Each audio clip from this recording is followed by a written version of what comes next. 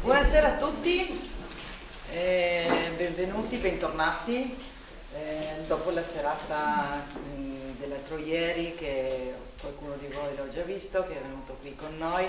Era un po' più musicale, ma questa sera sarà un po' più interpretata magari, perché ringrazio il presidente Polli che mi ha dato la possibilità di presentare questa serata, introdurvela, anche perché insomma su 3 donne la quarta andava bene così, e quindi abbiamo fatto questa opportunità sfruttata. Questa sera sono contenta che Barbara Pascoli è tornata, perché era già stata ospite del libro delle 18.03 ed è accompagnata da valide collaboratrici che parleranno con lei e leggeranno una parte alcuni stralci del romanzo, in modo da coinvolgere un po' di più e farvi sentire un po' quello che è stato scritto e è stato detto. Vi ringrazio di essere qui e vi do comunque appuntamento anche per i nostri incontri futuri.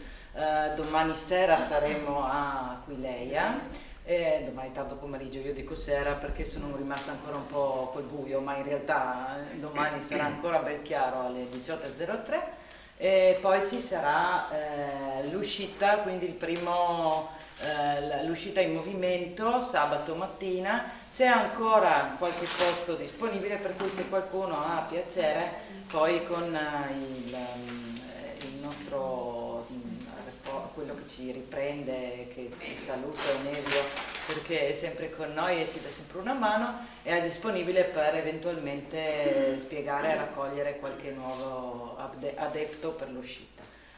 Come vedete quest'anno il programma è ricco ancora, andiamo un po' oltre ad aprile, ma siamo disponibili ad andare oltre, speriamo di rivedervi. Ringraziamo tra i collaboratori che poi vedete sui nostri Deplian e sui nostri roll-up il Kulturni Dom, che ringraziamo di ospitarci anche questa sera, i comuni di Gorizia Sagrado e Aquileia, che sono i nostri patrocinanti, e poi ci sono tutta una serie di collaborazioni che portiamo avanti o che abbiamo iniziato con questa edizione, del quale siamo molto contenti, e soprattutto anche contenti di chi ci aiuta con i contributi, che ci dà una mano, perché come sapete noi siamo tutti volontari.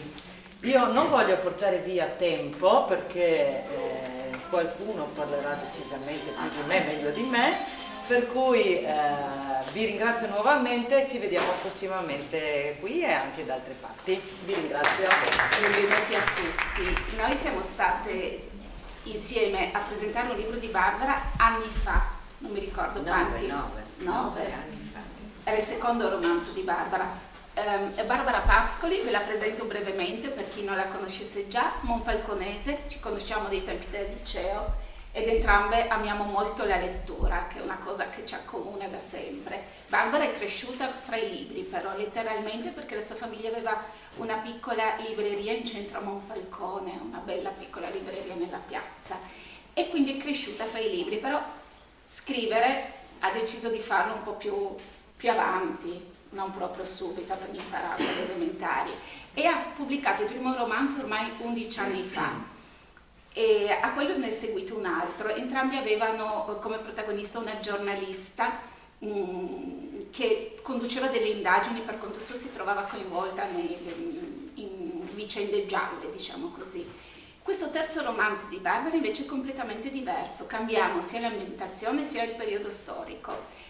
E mentre i primi 2 romanzi erano ambientati alla fine del Novecento, negli ultimi anni del Novecento, questo libro copre un arco di tempo che va dal 1909 al 1945, con la fine della Seconda Guerra Mondiale, e si svolge tutto nella nostra regione, anche se ci sono delle partenze verso addirittura oltreoceano.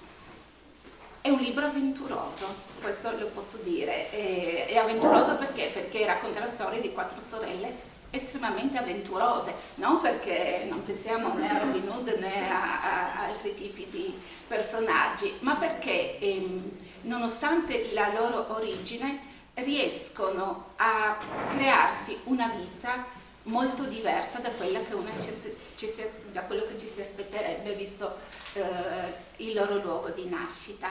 Allora andiamo a conoscere Barbara prima di tutto e poi anche le sorelle protagoniste di questo romanzo.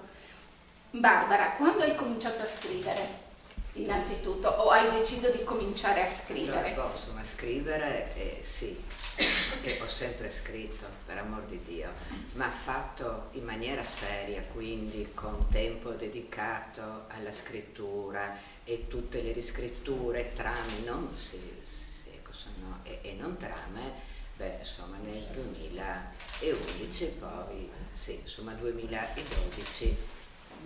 Meglio il microfono. Ah sì, E poi nel 2012 è uscito, ecco. Sì, ecco, è il primo romanzo, quindi sì, insomma sono 11-12 anni. Questo romanzo qua prende l'avvio da una storia familiare. Dopo i 2 romanzi, Barbara ha pubblicato una raccolta di racconti che un po' ricalcava le orme dei primi 2 romanzi, cioè erano racconti ambientati in epoca contemporanea che avevano delle protagoniste sempre donne intraprendenti, donne in carriera soprattutto, mentre la seconda parte di questa raccolta raccoglieva dei racconti che traevano ispirazione da vicende familiari, in particolare storie che Barbara aveva sentito dalla nonna. Questo romanzo, in effetti, sembra partire da quei racconti, perché narra appunto vicende ispirate dalla nonna e dalle sue 3 sorelle. È nato così? È un romanzo, cioè è fiction o è proprio la storia della nonna e le sorelle? Beh, insomma, tutte le storie della nonna mi hanno dato come l'opportunità di poter dopo scrivere, sono proprio qualcos'altro. Sì, il periodo storico, sì, insomma, sono 40 anni veri, quindi tutti i fatti storici sono veri, ma lì la storia delle 4 sorelle, sì, ecco, è tanto romanzata ed è nata proprio, no, ecco, sono proprio leggendo varie storie di altri e mettendole insieme su quelle della mia famiglia. Io penso che comunque non è che mia nonna o le mie prozie fossero state tanto speciali, ma sono le donne di quel periodo che erano veramente speciali, perché insomma con una guerra mondiale da piccole, poi con il fascismo, dopo con la seconda guerra, chiaramente si sono trovate su delle situazioni molto difficili e le hanno superate, e quindi sono donne veramente che vale la pena di fare un omaggio. Sì, e difatti questo libro è un grande omaggio alle donne. Prima di addentrarci nella storia, chiederei a Silvia Izza di leggerci l'incipit del romanzo. Siamo nel 1909. Sentiamo cosa succede. Erano tutte in cucina, accanto al focolare acceso. Circondata dalle figlie, Rosa teneva tra le braccia l'ultima arrivata. «Avete visto che bella?» disse scostando la copertina del volto della neonata. Caterina sorrise. Con le gote screziate, le mani vizze e le piccole unghie ritorte come artigli, la sorella le pareva uno scherzo della natura, ma per niente al mondo se lo sarebbe lasciato scappare. A soli 10 anni aveva già capito che certi pensieri era meglio tenerli per sé. «Perché è senza capelli?» chiese Ada, toccandosi i boccoli rossi. «Le cresceranno», rispose Rosa, accarezzando la testolina. «Però lei li aveva quando è nata», disse Ada, indicando Oliva, che a sentirsi chiamata in causa scoppiò in singhiozzi. Nessuno le prestava più attenzioni. Perché piangi? Non sei più una bambina ormai, disse Rosa, cercando di non perdere più la pazienza. Indecisa se sentirsi orgogliosa perché finalmente veniva trattata da grande o piuttosto scontenta per essere stata spodestata, Oliva ingoiò le lacrime e toccò la manina dell'usurpatrice. E come una bambola, pensò, mentre sentiva il piccolo palmo stringersi attorno al suo dito.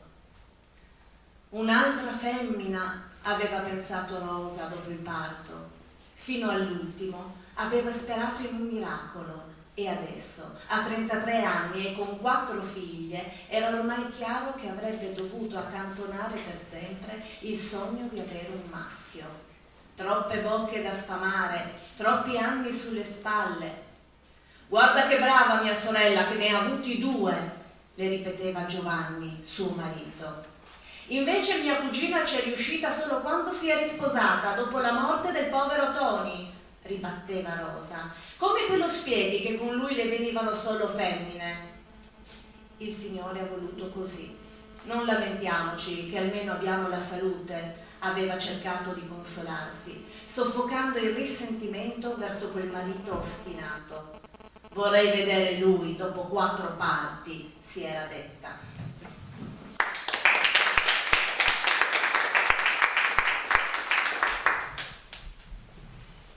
Sorelle, una saga tra il Friuli e Trieste. Abbiamo tutti gli ingredienti fondamentali fin dalla prima pagina. Barbara ce li espone, ci mette davanti tutti i personaggi principali, le 4 sorelle, la loro famiglia e l'ambiente. È evidente che non siamo a Trieste ancora. C'è un focolare, ci sono bocche da sfamare, così vengono chiamati i bimbi, e non c'è nessuna gioia per la nascita della 4ª femmina. È evidente che siamo in campagna, nello specifico nella campagna di Medea, e le femmine, si sa, all'epoca erano un peso, una bocca in più da sfamare appunto, non un sostegno per i lavori nei campi. Quindi abbiamo le 4 bambine. La prima è Caterina, avete sentito? Caterina, 10 anni, sa già quando deve tenere la bocca chiusa. Poi c'è Ada, la secondogenita con i boccoli rossi, che è la bambina più curiosa delle 4, e la piccola Oliva, che non è più la più piccola di casa e quindi è ancora indecisa se essere triste per questo o contenta di non essere più la più piccolina. Infine l'ultima nata, che verrà chiamata Dolores.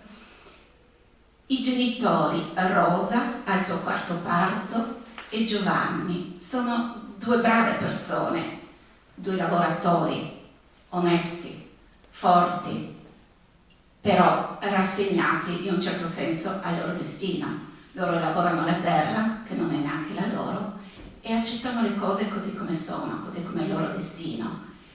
Anche se, bisogna dire, già in questo primo capitolo vediamo l'avver di Rosa. Rosa ribatte all'uomo Giovanni. Ricordiamoci, siamo in campagna, c'è il patriarcato, le donne non hanno né libertà né possibilità di scegliere la loro vita, però Rosa sa ribattere e sicuramente le figlie erediteranno il carattere deciso di Rosa e lo vedremo dopo. Allora, questa storia inizia nella campagna. Da questa campagna le 4 ragazze in un modo o nell'altro cercheranno di abbandonare, di andarsene, soprattutto Caterina. Caterina fin da piccola sa già che lì non ci vuole restare e che ambisce a qualcosa di meglio, di più. Non vuole rimanere là.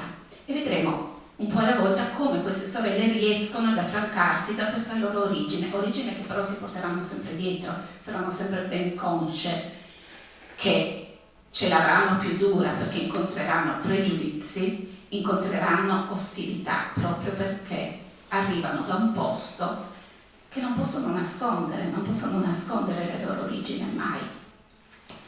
Una cosa che mi ha affascinata di questo romanzo è che i personaggi principali, le 4 sorelle, sono sempre circondate da tanti personaggi, soprattutto donne, che saranno sempre solidali, che nonostante i caratteri, qualcuna vedremo, Caterina ha un caratterino notevole, però sapranno sempre nel momento del bisogno aiutarsi, starsi vicine, come vi diceva Barbara, tutte donne forti, che proprio perché crescono e vivono fra le difficoltà che, come sappiamo, poi nel nostro territorio 2 guerre hanno lasciato strascichi tremendi, riusciranno a tirare fuori il meglio di sé. E come procede questa narrazione? Allora, il romanzo è diviso in piccoli capitoli. Ogni capitolo riporta un anno. Abbiamo iniziato nel 1909, finiamo con la Seconda Guerra Mondiale. In ogni capitolo viene riportata la vicenda particolare di una sorella, qualcosa di particolare che è successo a una di loro. E così Barbara dice, si possono leggere come tanti piccoli racconti a sé stanti, però c'è una storia, Barbara, che si passa da un capitolo all'altro. Perché hai deciso di dividere in capitoli così brevi? Ma dunque, prima di tutto perché mi piace scrivere dei racconti, e la formula forse che trovo più congeniale sia come lettrice, perché sono lettrice notturna, quindi io leggo di sera e non ho tanta voglia di leggere 2-3 ore, quindi la mezz'ora, e su mezz'ora devo capire tutto, quindi con un racconto ce la faccio. E poi perché lì la misura del racconto in poche pagine crea è un microcosmo, e questo mi piace molto, questo fatto di non dover dilungare, dare tanti particolari, insomma, magari poi anche poco utili, ma di fare tutta l'attenzione su un momento preciso. Ecco, questo è quello che mi piace di più. Insomma, ciò non toglie che comunque c'è una trama e che si percepisce, insomma, strada facendo, ma si possono anche prendere separatamente. Questa suddivisione è molto bella anche perché ogni titolo ci dà una piccola illuminazione su quello che succederà nel racconto. Partiamo dall'inizio. È nata l'ultima bambina. Nel capitolo successivo scoppia la prima guerra mondiale. Giovanni viene richiamato, come tutti gli uomini, al fronte. Quindi Rosa, come tutte le donne che rimangono a casa con i bambini, con gli anziani, deve rimboccarsi le maniche e si cuce un paio di pantaloni, che io lo vedo come l'origine, l'inizio dell'emancipazione di tutte le donne della famiglia Godeas.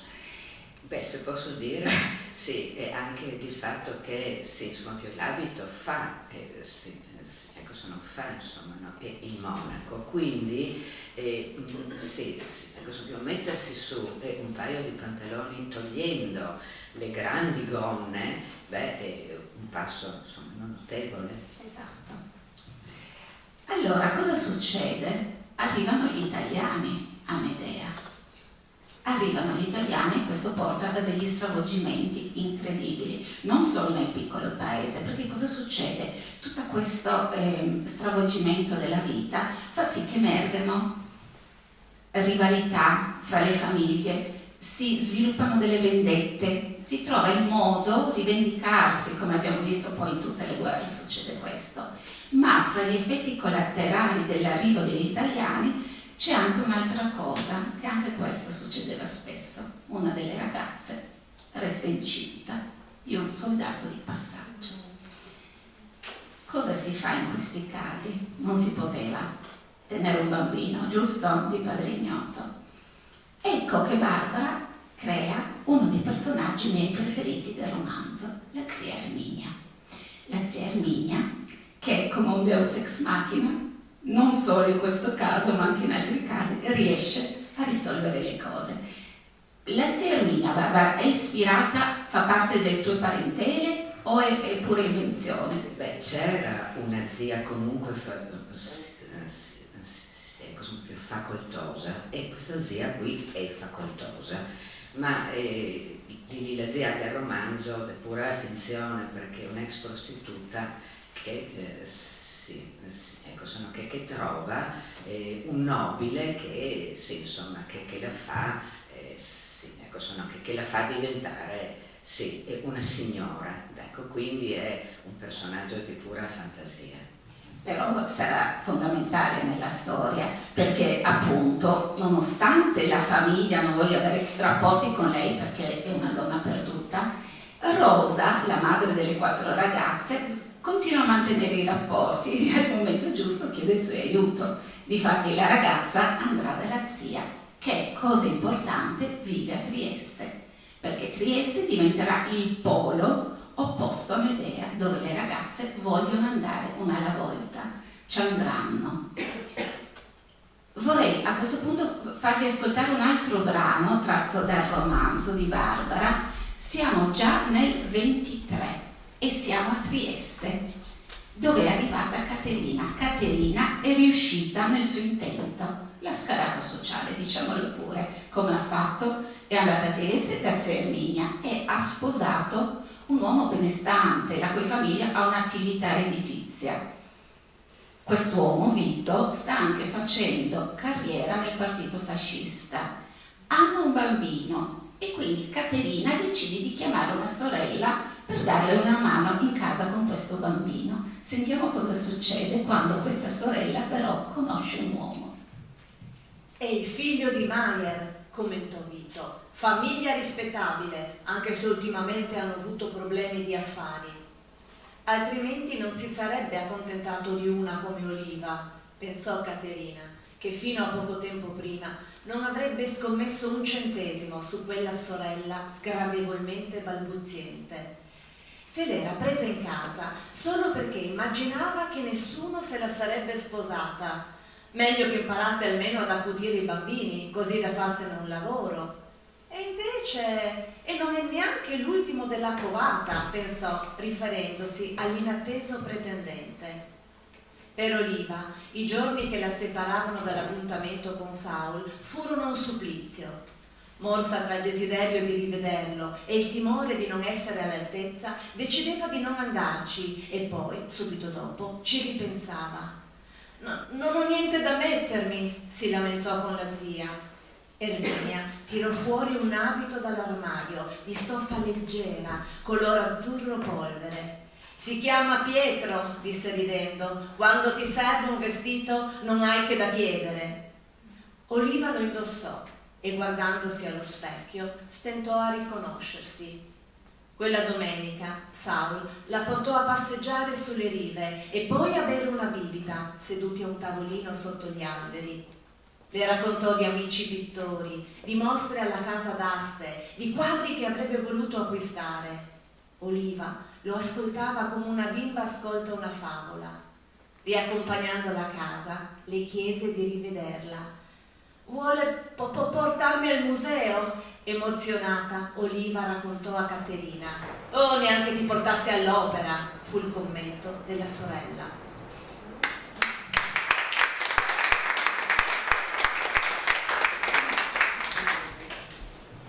Questo brano ci mette le due sorelle di fronte, completamente diverse una dall'altra. Caterina, la rivista, chiamiamola così, che ha raggiunto, anche se vuole farne ancora di strada in realtà, ha raggiunto la posizione che voleva, si vergogna delle sorelle. È una cosa tremenda questa, avete sentito come risponde? Neanche ti portasse all'opera. L'opera era il posto dove ci si faceva vedere quando si raggiungeva un certo status sociale.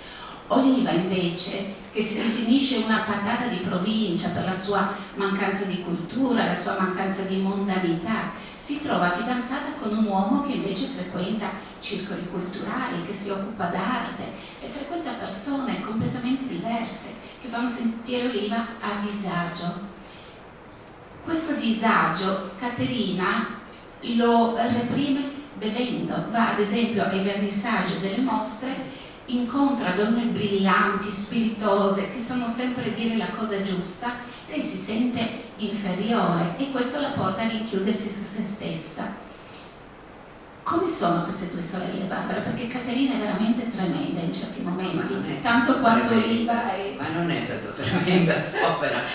Sì, ecco, sono una donna che è poco colta, ma vuole diventare qualcuno e con le unghie e con i denti ce la fa, ma ha sempre dietro questo bagaglio contadino che le pesa, povera, e quindi chiaramente quando vede che la sorella fa gaff o si comporta in modo goffo, sì, insomma si risente, perché è come se fosse lei a essere messa in discussione, quindi non è che ce l'ha tanto con Oliva ma con se stessa, e Oliva invece è una donna fragile, è una donna balbuziente, e io sono balbuziente, quindi ho voluto mettere lì l'accento su questa fragilità, per anche farle passare durante tutta la storia un modo, una specie di percorso che la porterà a trovare più fiducia in se stessa, che è poi quello che sto cercando di fare io. Allora, sono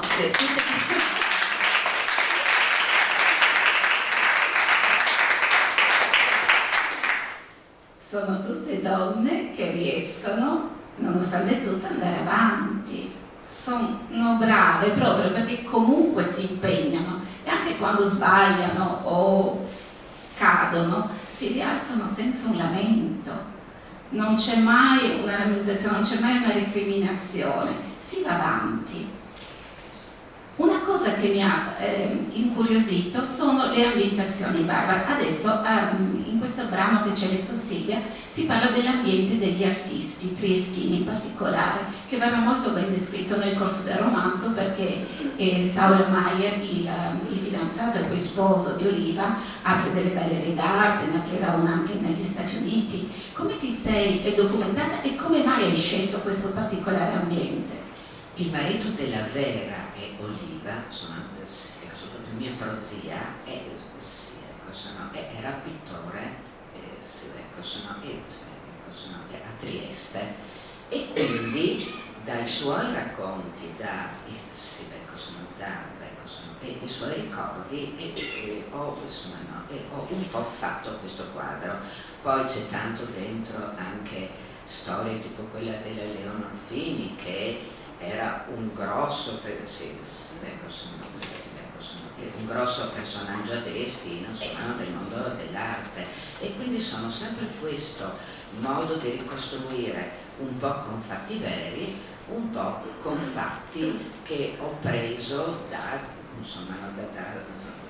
sono storie che io non ho conosciuto. Il tuo romanzo è pieno di colpi di scena. Veramente ci sono, fin dall'inizio ci sono dei liti, degli intrighi. La stessa vita di Caterina con suo marito nasconde diversi misteri. Una cosa inaspettata invece, che compare a un certo punto nel libro, è qualcosa che non ci aspetteremo in un romanzo così radicato nella terra. Io lo dico, questo romanzo ha radici friulane, molto legato alla terra. E quindi quando all'improvviso trovi un capitolo che si intitola La veggente, rimani un attimo sorpreso. Una delle sorelle scopre di avere dei poteri. Attenzione, questa cosa può sembrare assurda, invece nel romanzo sembra normale e naturale. Barbara ha una grande capacità di rendere qualcosa di incredibile credibile. Parlaci di questa sorella e di come hai trovato questo personaggio, oltre a essere fra l'altro un personaggio fondamentale all'interno del romanzo. Io vivo già da tanti anni proprio nelle valli del Natisone, e lì la magia fa parte proprio del territorio. Tante donne si sentono streghe, maghe, e quindi viene vissuta molto in maniera naturale, non con l'idea che sia qualcosa di altro, no, è proprio la vita. E questa mia Ada, insomma, questa veggente, fa un po' come le donne delle valli del Natisone. Ecco, quindi vive la magia come una qualità che hai, punto, basta. Non è che... e comunque, sì, insomma, siamo negli anni 30, e Ada è la tipica veggente di quell'epoca. Allora mi sono documentata, proprio ce n'erano tantissimi e facevano tanta fortuna proprio con i grandi gerarchi del partito fascista, per esempio, perché c'era insomma sotto questa questa tendenza verso il mistero. Ecco, quindi quindi Ada fonde i veri veggenti dell'epoca con le donne delle valli del Natisone. In effetti adesso pensavo anche a Trieste, era diventato molto di moda le sedute spiritiche, lo troviamo anche nei romanzi di Svevo, vero? C'era questo grande interesse per l'occulto, per il paranormale e veramente anche in altri romanzi, adesso mi dicevi questa cosa del gerarca fascista, mi ricordo forse un romanzo che abbiamo letto entrambe, c'era questa storia. Volevo leggervi 2 righe proprio a questo proposito su Ada, a proposito del fatto che queste ragazze si sforzano sempre di migliorarsi proprio perché si rendono conto che partono da una condizione svantaggiata. Per andare in aiuto a questo gerarca decide di andare a Roma. Ada non si era mai spostata dal paese dove si era rifugiata dopo aver scoperto il suo potere e quindi decide invece di allontanarsi, prendere un treno e succede questo. Barbara scrive così: Ada era davanti a un paesaggio nuovo, mai visto né immaginato, che la fece sentire ignorante. Anche se vedeva nel passato e nel futuro, non conosceva nulla di ciò che si trovava al di fuori del suo piccolo mondo. Si ripromise di leggere di più, di farsi una cultura, non solo per lei, ma anche per Benedetta.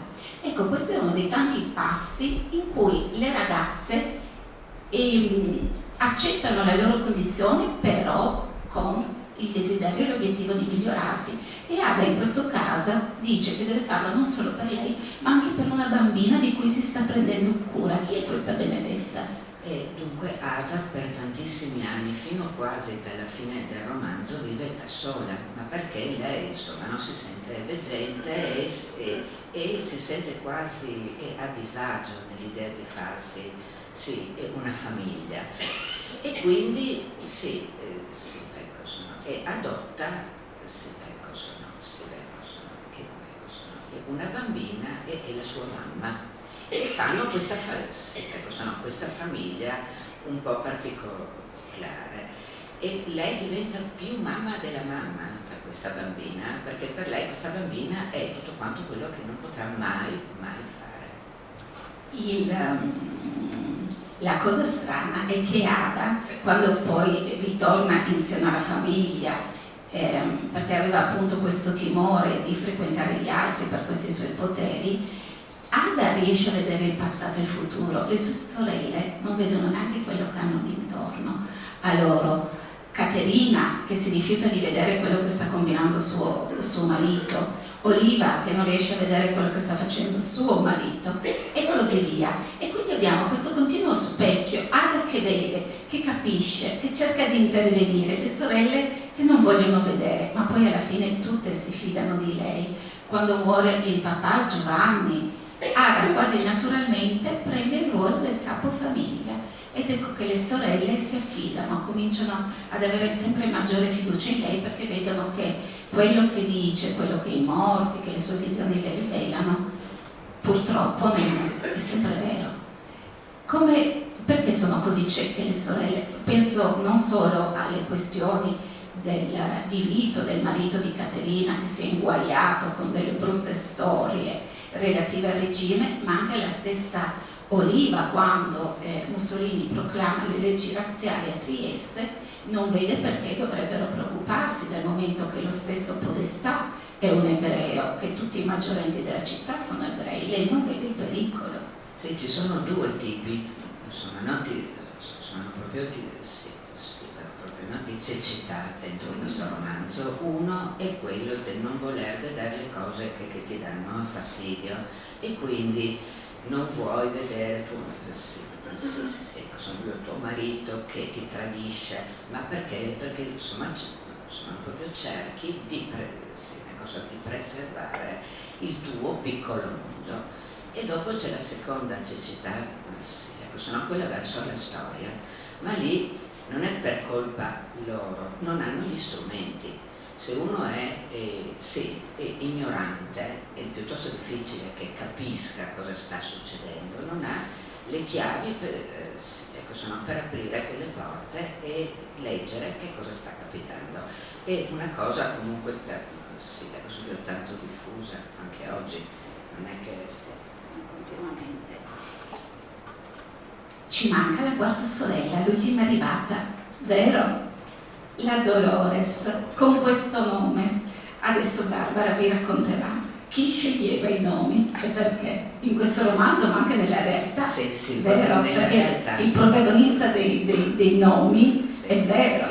Sì, insomma c'era uno zio detto principe che che aveva qualche soldino più degli altri, un po' più di cultura degli altri, e lui aveva questo compito di dare i nomi ai nascituri, ma tirava su dei nomi pazzeschi, tipo Dolores.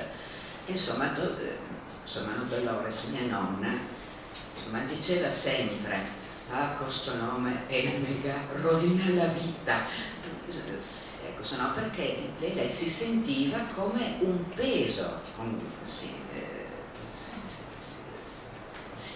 proprio del destino, non proprio nel nome. E a dire la verità, questo zio principe, proprio non metteva nomi veramente ridicoli, ha una tale cugina Adamo, sono proprio di cognome, lei aveva messo il nome Eva e via dicendo. Era veramente una tragedia. Allora andiamo a conoscere Dolores con una nuova lettura di Silvia. In questo capitolo Dolores ha 16 anni e per migliorare la sua condizione va a servizio a Gradisca. Da Medea quindi si trasferisce a casa del colonnello e qui conosce Cesira, che era a servizio presso questa famiglia praticamente da sempre. Cesira le insegnerà molte cose, sentiamo. Una volta Dolores le chiese come mai non si fosse mai sposata. «Sei matta?» aveva risposto la Cesira. «Io a gratis non faccio né la serva né la puttana». Dolores non aveva capito, ma aveva preferito non insistere per non ammettere la sua ignoranza delle cose del mondo. Qualche tempo dopo, però, era stata la Cesira a tornare sull'argomento. «Per una donna sposarsi è una brutta faccenda, fidati. Perché dici così? Diventi la serva del marito, dentro e fuori dal letto». «E noi non siamo serve». La Cesira era scoppiata a ridere. «Io qui faccio la serva, ma vengo pagata e nessuno mi comanda. Se mi gira, prendo su e me ne vado. Non devo niente a nessuno, sono libera». A Dolores i discorsi della Cesira suonavano strani quanto lei, che beveva vino come gli uomini e che quando non lavorava passava il tempo a leggere romanzi d'amore e di paura. Certe volte, mentre cucinavano, gliene raccontava qualcuno. «Dio, che storia!» esclamava. «Dimmi se non ti dai gli scossoni». Aveva anche provato a portarla sulle sue, cercando di farle apprezzare un buon libro e un buon bicchiere, ma da quell'orecchio Dolores non ci sentiva. Leggere le risultava difficile e bere le era impossibile. «Non sai cosa ti perdi», le diceva la Cesira. Un'altra delle passioni della Cesira era l'orto. Si era fatta fare da Gianni una specie di serra che chiamava la limonaia e dentro, in inverno, oltre ai limoni, ci faceva crescere dell'insalatina tenera che piaceva tanto alle signorine, le figlie dei padroni, sempre agghindate come bambole. Era il Gianni che si occupava di zappare, bagnare, concimare, seminare e raccogliere. La Cesira, con quella mole, si limitava a dare le disposizioni e a controllare, spostandosi tra le coltivazioni con attenzione per non inciampare. Il Gianni le teneva anche un gallo e una decina di galline che la Cesira chiamava per nome. «Ti ho preso solo per i pulcini, altrimenti di te facevo volentieri a meno». Non perdeva occasione di ripetere al re del pollaio che in quanto maschio non avrebbe mai goduto della sua stima.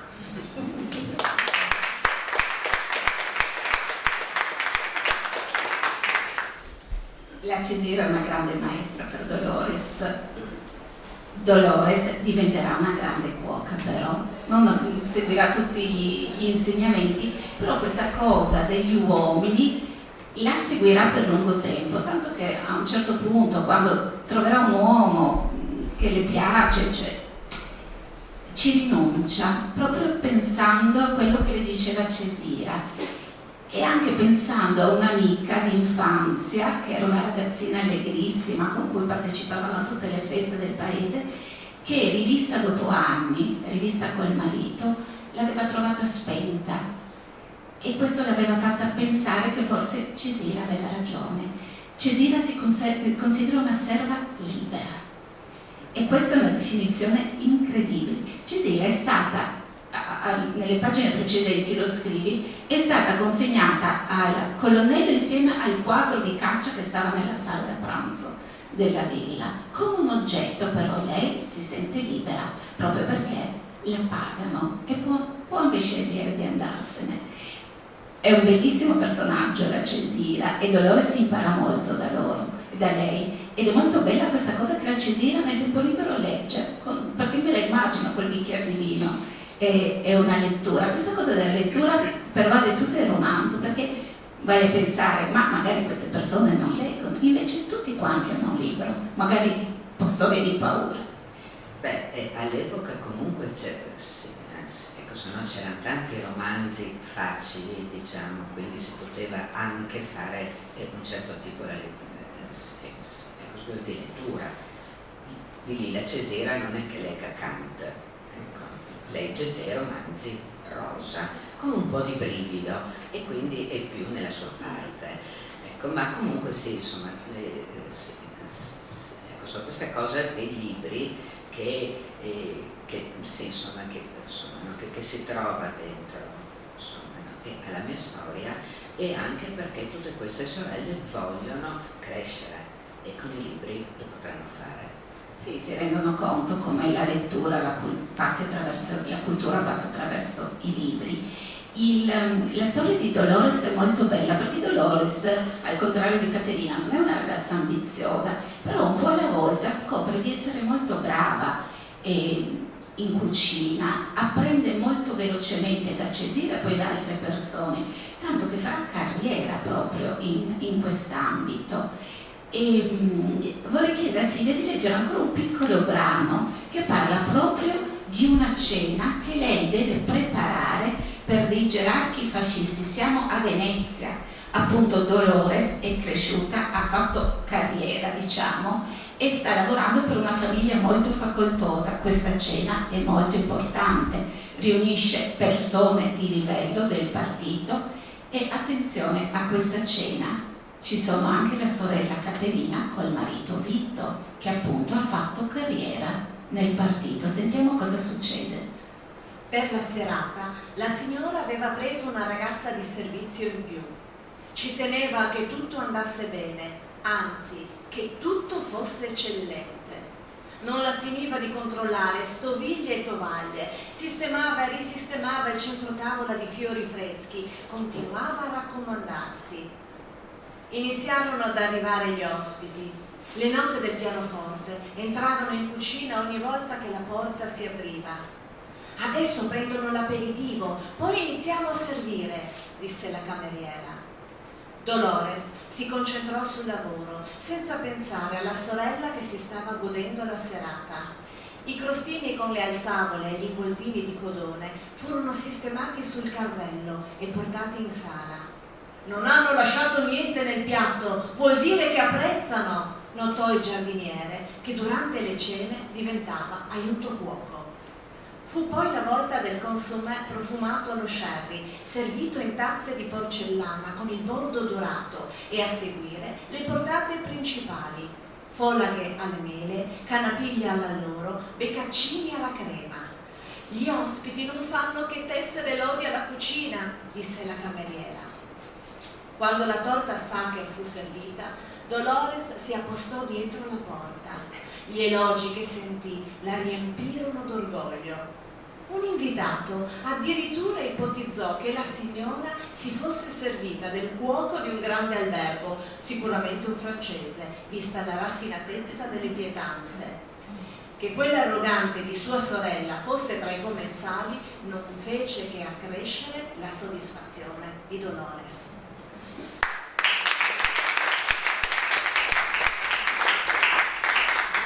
l'arrogante Caterina, perché Caterina le aveva detto chiaramente di non dire di essere sua sorella, perché continua a vergognarsi delle sorelle, nonostante questa sia una cuoca ormai che, come vedremo, cucinerà addirittura per il duce. Ma al di là del carattere della Caterina, che insiste a vergognarsi di quello che invece dovrebbe essere orgogliosa di avere una sorella così, avete sentito le ricette che prepara Dolores per gli ospiti? Dove le hai trovate queste ricette? Sono vere dell'epoca? Come ti sei informata? Non sono del tutto vere dell'epoca, tranne il consommé, allo sherry. Ecco. Tutte le altre vengono da una cena fatta tanti anni fa, e dunque alla locanda Paradiso, che è vicino a Gonars, insomma, da quelle parti lì. Ed era tutta a base di cacciagione e di palude, e quindi le canapiglie, le alzavole, volendo fare qualcosa di molto chic, ho preso quelle cene. Ma in tutto il libro comunque ci sono dei particolari che rivelano una grande attenzione e una ricerca dei particolari di come si viveva all'epoca. Infatti si parlava con Barbara, queste ragazze vivevano a Medea, ma all'epoca andare a Trieste da Medea non era proprio una cosa semplice, neanche adesso sinceramente, se non hai l'auto credo. Ma comunque ci sono tutta una serie di particolari, di vocaboli desueti, di usanze, costumi che denotano una certa ricerca. Allora, se per la parte di storia con la S maiuscola sicuramente è facile, perché abbiamo libri e internet e tutto per informarci sui fatti della storia locale, anche di come si sono svolte le due guerre nelle nostre zone, per quanto riguarda invece la storia minuta è un po' più difficile. Per quanto la tua nonna e le prozie possono averti raccontato le storie di famiglia, della vita nella casa di campagna di Medea, come hai trovato i dettagli che sono veramente ricchi in questo libro a questo riguardo? Insomma, tanta ricerca. Per fortuna tutte le biblioteche della zona sono molto fornite e hanno tanti documenti storici, ma sì, proprio piccoli, anche piccoli racconti, piccoli quaderni. E lì, insomma, ho potuto fare questa ricostruzione. Quindi, insomma, che cosa si mangiava, come ci si vestiva, i materiali, eccetera. E non è facile, per il semplice fatto che fanno parte della trama, perché se io penso come può comunicare Tizia con Caio nel 1920, allora devo trovare pure la soluzione, non è che prende su un telefono e tu telefona, quindi sì, insomma c'è stata tanta ricerca.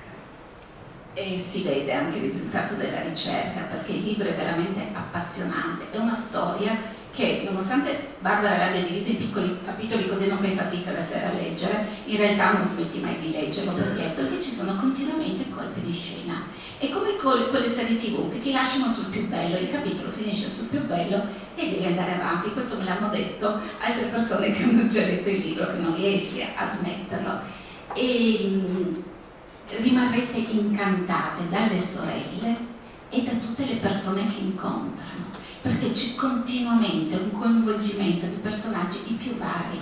Anche gli uomini sono tutti uno più affascinante dell'altro, anche quelli negativi, devo dire, ti prendono tutti quanti, e soprattutto ci sono ogni tanto delle rivelazioni che veramente dici ma come? E quindi questo lo rende appassionante. Non solo, quello che a me piace di questo libro è che ognuno ci trova qualcosa, qualche eco, qualche rimando delle storie familiari, quelle che hai sentito da qualche nonna, da qualche prozia, come ha fatto Barbara, perché diciamo parla delle nostre terre e sono situazioni che tutti prima o poi nella nostra vita abbiamo sentito. Se non era qualcuno della famiglia, era qualche amico che ci ha raccontato, qualche nonno di altri amici che ci ha raccontato la sua storia. Oppure anche quando è come sfogliare un album, i vecchi album, quando c'erano ancora gli album di fotografie, vedevi le foto vecchie, chiedevi chi era questo, chi è quest'altro, e lì nascevano le storie. E a proposito di fotografie vecchie, ci sono le 4 sorelle all'interno di questo libro, sono messe qua. Eccole qua. Qua ci sono le vere 4 sorelle e sono bellissime, sono proprio fiere, le vedi, tutte impettite, tutte sorridenti, ti rendono proprio l'idea di 4 ragazze coraggiose e indomite come sono le 4 sorelle Godeas. E per concludere ci facciamo da dire da Barbara perché invece non le ha messe sulla copertina del libro, copertina peraltro bellissima, però le sorelle sono dentro. Ma perché insomma prima di tutto non è proprio lì la vera storia di questi 4, quindi metterle sulla copertina sarebbe stato un po' forzare la mano. E dopo perché insomma cercavamo con l'editore insomma, qualcosa che desse il sapore di quell'epoca, ma che non fosse troppo riconoscibile, troppo preciso. Allora queste foglie così leggere insomma, ci sono piaciute. In più, come ha notato Cinzia tempo fa, insomma, dentro della storia c'è un quaderno con i colori verde e blu e quindi lo rispecchia. Ecco, c'è una specie di rimando. Sì, questa storia è curiosissima perché non ce ne eravamo accorte subito, ma ne sono accorta una seconda rilettura e voglio raccontarvela perché è stata forte. Io pensavo che l'editore l'avesse scoperto, no. Sentite qua, Dolores è a Venezia e sta camminando, un'amica le ha detto ma tutte queste ricette che inventi sono bellissime, perché non le scrivi? E così Dolores pensa che in effetti è una buona idea, passa davanti a una cartoleria, a una legatoria, scusate, e in vetrina vide dei quaderni con la copertina a motivi floreali. Datemi quello sui toni del blu e del verde, chiese. È un lapis. È la copertina del libro praticamente. E quindi lei scriverà le ricette su un quaderno che ricorda il libro. E questa è una combinazione secondo me simpatica e molto fortunata anche. Allora, per concludere, io devo chiedere a Barbara, siccome questa storia ci è piaciuta tanto a me che l'ha letto, se ha intenzione di continuare la storia delle 4 sorelle. Cosa faranno da grandi dopo aver raggiunto tanti risultati notevoli? Io sto raccogliendo del materiale e ci sto lavorando, ma non ho idea se sarà la continuazione di questo o un libro, sì, insomma, no, per i conti suoi, insomma, si vedrà. Ecco, perché tanto lì le storie dopo nascono da sole, perché spesso si comincia con un'idea, con una trama e poi si trova altro e si segue è un altro percorso e quindi non lo so. Conoscendo le sorelle vanno per le sue un pochino magari, non avranno fatto tutto quello che volevi, ti avranno loro portato per la strada, immagino, vero? Bene, io ringrazio tanto Barbara e ringrazio tutti voi per essere stati con noi, ringrazio tanto Silvia Izza che ci ha fatto assaggiare degli scampi di questa bellissima storia. Spero che la leggiate e che vi piace, se vi piace lo raccontate alla Barbara. E io posso ringraziare te, sono delle bellissime domande, grazie.